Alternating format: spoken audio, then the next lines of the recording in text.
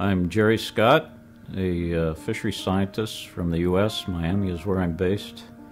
I'm advising the ISSF on various issues related to the science of tuna fish and fishing, and I've been involved in this line of work for about 30 years. And the definition of many successful management is preventing resources from becoming overexploited in the first place, or in the event that they've already become overexploited, devising methods to control the fisheries such that they rebuild to sustainable levels. There are many types of measures, but two of them that are commonly used in fisheries management are called input controls, controls of the amount of fishing that goes on, how fishing takes place, where it takes place, and how efficient that fishing is. The other would be output controls, and that's control over what the overall catch level is, either allocated between different countries or a general overall catch.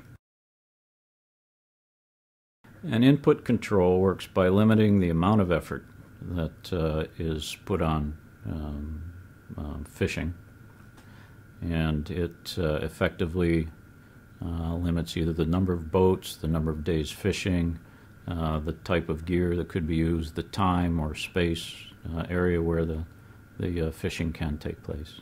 The pros of input control are typically that they're considered easier to implement than, for instance, output controls, just because it's easier to count boats than it is to keep track of the amount of catch that they make. The cons typically are that input controls don't acknowledge very well the fact that there are gains in efficiency that occur over time, and those gains imply greater and greater fishing pressure for a given amount of fishing effort. Output controls are management measures that limit the amount of catch, the overall amount of catch that can be taken. And they're typically viewed as more of a fine-tuning approach to management, but they are somewhat more complicated to monitor and quantify, because you have to have schemes in place to keep track of the amount of fish that are caught, offloaded, and marketed. The benefits of using output controls are largely that it more directly addresses fishing mortality rate.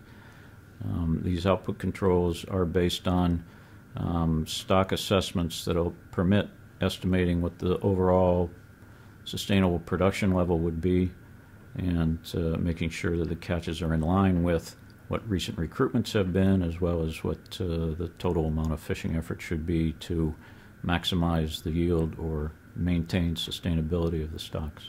There are issues, of course, and the main issue is that setting an overall catch without doing an allocation scheme really accelerates the race to the fish.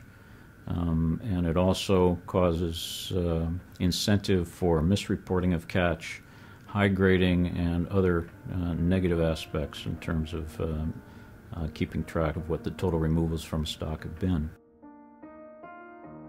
Any form of management control, the enforcement and compliance aspects are critical, because unless you can verify that rules are being complied with through adequate monitoring and enforcement, then the other parties to the agreement just lose trust in the overall process.